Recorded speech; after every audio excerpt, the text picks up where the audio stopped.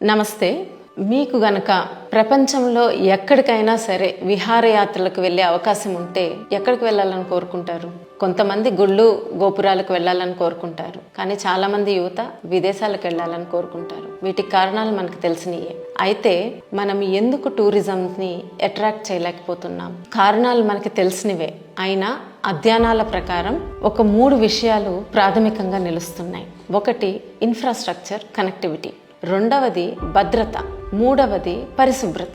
మరి వీటిలో ముఖ్యంగా భద్రత అండ్ పరిశుభ్రత విషయంలో ఈ దేశ ప్రజలుగా మనకి 50% పైన బాధ్యత ఉంది. ఇంకా ఎంతమందితో ఎన్ని తరాలతో ఇదే విషయం అనిపించుకుంటాం? ఇండియాలో బాత్రూములు బాగోవు, రోడ్ల మీద చెత్త ఉంటుందని. మార్పు రావాల్సిన సమయం వచ్చింది. ఆ మార్పు మనతోనే మొదలవ్వాలి. మనలో చాలా మందికి వెస్ట్రన్ టాయిలెట్ సరిగ్గా వాడటం తెలియదు. పుట్టుకతోనే అన్ని విషయాలు తెలుసుకొని పుట్టాం మనం. మన భారతదేశంలో 65% మంది పైగా ఇండియన్ టాయిలెట్సే వాడతారు. మరి అలాంటప్పుడు సడన్గా మాల్స్లో కానీ, ట్రైన్స్లో కానీ, ఎయిర్పోర్ట్స్లో కానీ, పబ్లిక్ ప్లేసెస్, హైవేస్ మీద ఎక్కడ చూసినా వెస్ట్రన్ టాయిలెట్స్ వచ్చేస్తే వారికి వాటిని సరిగ్గా వాడటం ఎలా తెలుస్తుంది? రండి, ఇవాళ వెస్ట్రన్ టాయిలెట్ని కరెక్ట్గా ఎలా ఉపయోగించాలో ఒక్కసారికి తెలుసుకుందాం. ఇక్కడ మనం ప్రధానంగా ఇండియన్ టాయిలెట్కి వెస్ట్రన్ టాయిలెట్కి ఉన్న తేడా తెలుసుకుందాము. ఇండియన్ టాయిలెట్ అనేది తడి ప్రదేశము. అంటే ఇక్కడ మనం మన కాళ్ళ మీద కూర్చొని టాయిలెట్ని ఉపయోగిస్తాం. అందుకని కాళ్ళ మట్టి దానికి అంటుతుంది. తప్పకుండా మనం కాళ్ళు కడుక్కోవడము, అలాగే నీటితో టాయిలెట్ని కడగటం చేస్తాము. అదే వెస్ట్రన్ టాయిలెట్లో మనము కుర్చీలో కూర్చున్న విధానంగా కూర్చుంటాము. ఇక్కడ మట్టి అంటే అవకాశం లేదు. కాబట్టి ఇక్కడ తడి అనేది చేయకూడదు. తడితో ఏమీ శుభ్రం చేయకూడదు. వెస్ట్రన్ టాయిలెట్ పార్ట్స్: ఇది ట్యాంక్, ఇక్కడ ఫ్లష్, ఇది లిడ్, దీనిని సీట్ అంటారు, ఇది బౌల్, అలాగే ఇది హెల్త్ ఫాసెట్, అలాగే ఇక్కడ టాయిలెట్ పేపర్ రోల్. దీన్ని వాడకం గురించి చూస్తే ఇప్పుడు మహిళలు యూరిన్కి వెళ్ళేటప్పుడు దీని మీద కూర్చొని వెళ్ళండి.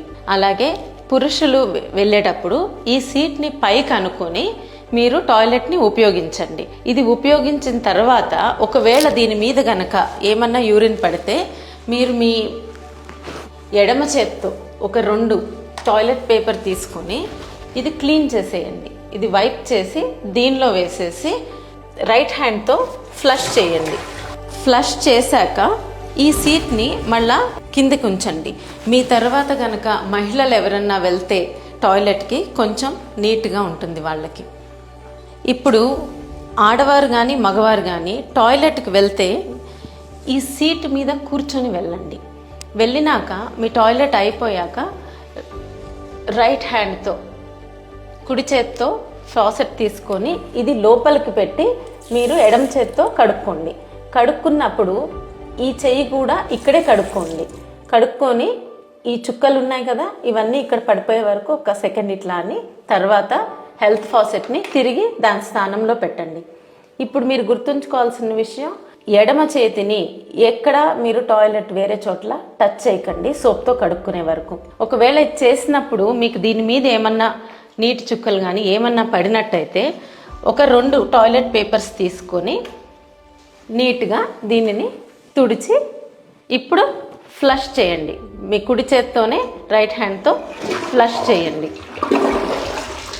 ఇప్పుడు సింక్ దగ్గరికి వచ్చి మీ కుడి చేత్తో ట్యాప్ యూజ్ చేయండి. తడుపుకొని కుడి చేత్తోనే సోప్ తీసుకోండి. అలాగే ఒక 20 సెకండ్లు చేతుల్ని శుభ్రంగా కడుక్కోండి. కడుక్కుంటున్నప్పుడు రింగ్స్ ఉన్నా కొంచెం లూజ్ చేసుకొని వాటి కింద కూడా కడగండి.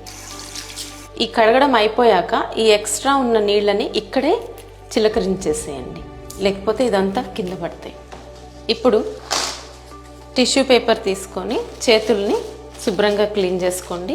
నాప్కిన్ ఉంటే నాప్కిన్తో చేసుకోండి.